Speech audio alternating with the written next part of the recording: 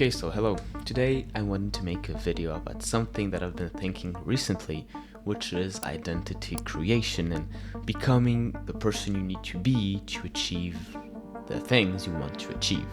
So my name is Lucas, and what I will be talking about today is really identity and really what it means. And this is what I wanted to start with, because identity is a hard term to define and there's no global consensus.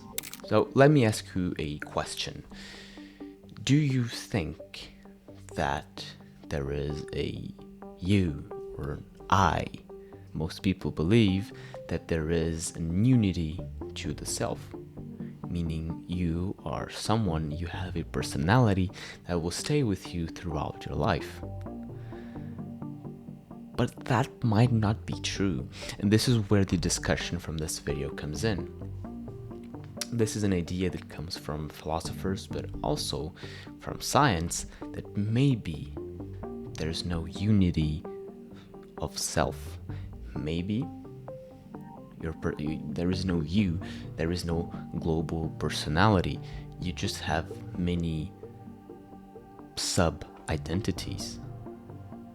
Meaning you, the person watching this video, you have sub-identities that you interpret as a global identity, but they change constantly every single day. With every new habit, and every habit you stop doing, with every new belief, with every new knowledge, you change. And neuroscientifically, this is the idea of neuroplasticity. Your brain is constantly changing.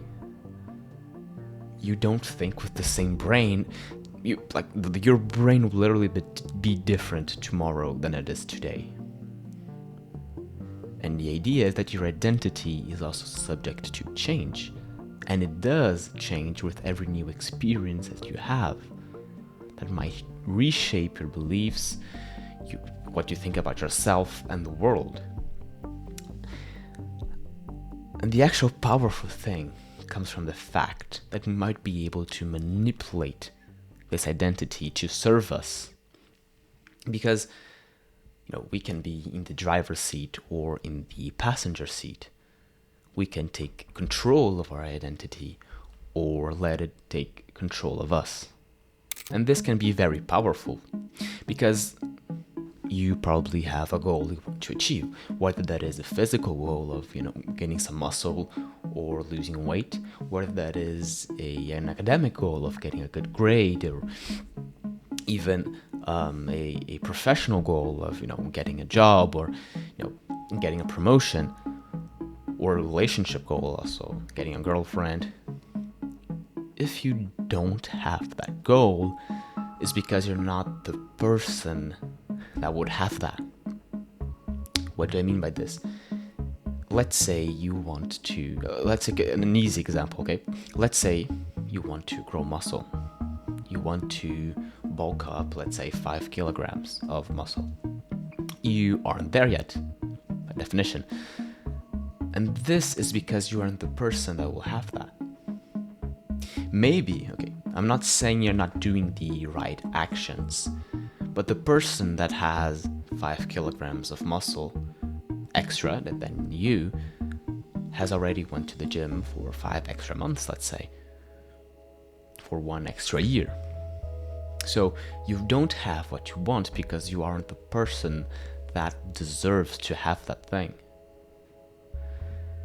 If you have a goal, let's say another goal of getting a good grade, you aren't the person that has a good grade because you don't deserve it yet. And to become that person, of course, you need to take the action. So in this case, you need to study. And if you want to get the result, you need to become that person. And this comes directly from your beliefs. If you don't believe you can achieve something, you won't really achieve it. If I don't believe that I can get, an A in a test, chances are I won't get an A in the test. And if I don't see myself as someone who will get the thing, I most probably won't get it. So what does this mean to you, and what does this mean to me? It's that I have many goals. And what you need to do is to reverse engineer. So I'm going to explain, excuse the term, reverse engineer who you need to be. So one of my goals is, for example, gaining some muscle. And so I'll take this idea, right, of being someone with more muscle mass, and I'll reverse engineer who I need to be. In this case, I need to maybe, I think of the person who has the goal, what do they need to have? This person that has extra muscle needs to be going to the gym 5 days a week. They need to be tracking their calories and eating in a surplus. They need to be sleeping well. They need to be recovering. They need to be hydrating well. And I'll take all of these and look at myself and see if I'm doing those. Have I been lifting 5 days a week consistently? Maybe not. Have I really been tracking the calories and eating in a surplus? Maybe not. And this is why I don't have the goal. And sometimes it's not about the things you do that are in a discrepancy, it's your beliefs. Maybe, let's take the example here. I'm recording for YouTube, right? I'm trying to grow my YouTube channel. Maybe I don't believe that I can be successful. Maybe I don't believe that I can have a successful YouTube channel.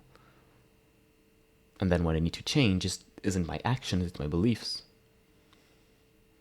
And ultimately, sometimes your beliefs are in check, your actions are in check.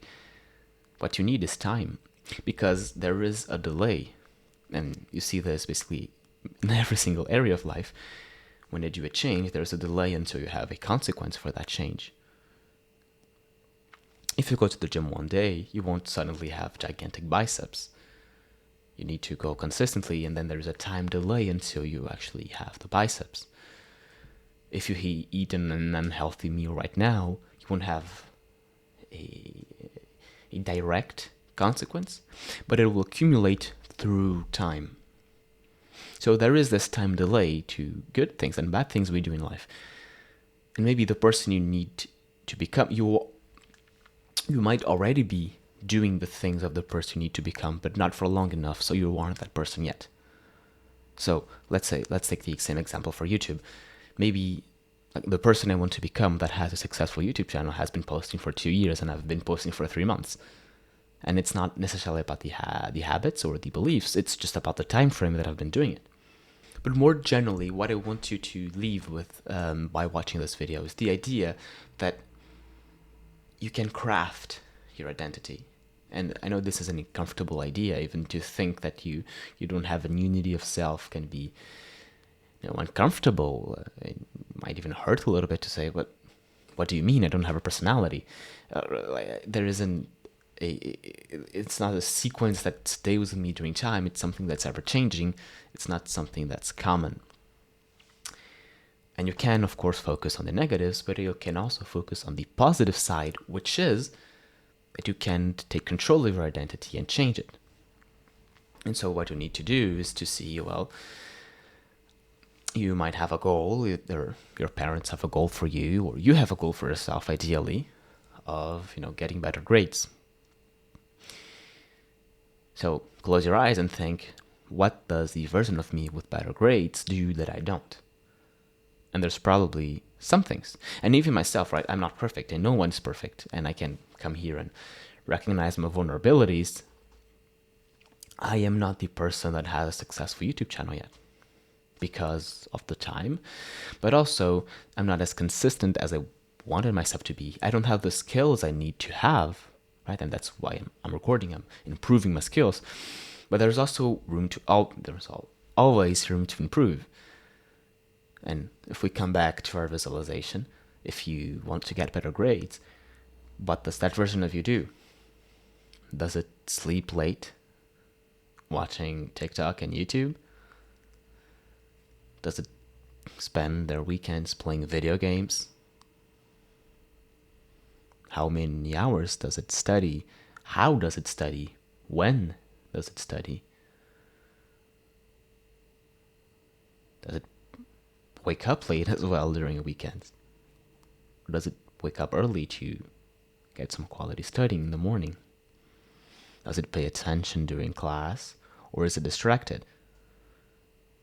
You can ask yourself these questions and then reverse engineer how you need to act. And by doing this, you'll be becoming a new person. And there will always be a clash. There will be, contradiction. Because your current identity wants to survive, wants to thrive. What you're doing is killing your current self, your old self in this case. And it will fight back. You're trying to impose a new identity on yourself, but this isn't easy. And so you'll have moments where you relapse, you fall back to your old ways. And this is normal, and you shouldn't feel sad or angry with yourself because of this, because this is completely normal. You're trying to change your identity, and your old self will always fight back. But you need to be stronger. And the more you fight this old identity, the weaker it gets. So for the next month, let's say, for the rest of January, let's say you focus on becoming the person you need to be to get better grades. During the next week, it will be hard. But then the second week, it will be easier, and so on and so on. Same thing with quitting addictions. The first week is the hardest, but then the second week is a little bit easier, and then the third week a lot easier. And also because your behaviors will start to confirm your new identity. Because you need to see yourself as a specific person. If you see yourself in the logic of addictions, let's say, as someone that doesn't smoke, you won't smoke. But let's say you've been struggling with smoking.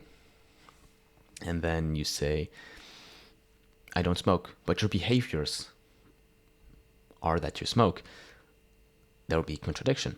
But as you smoke less and less, this will confirm your new identity, and this makes basically a snowball effect where you get more and more, basically get more and more potential, and you grow more and more. You grow exponentially, and you improve exponentially, which is extremely powerful. So I hope this video has been powerful. I hope this video has been useful to you. You can watch this other video as well, and I'll see you soon.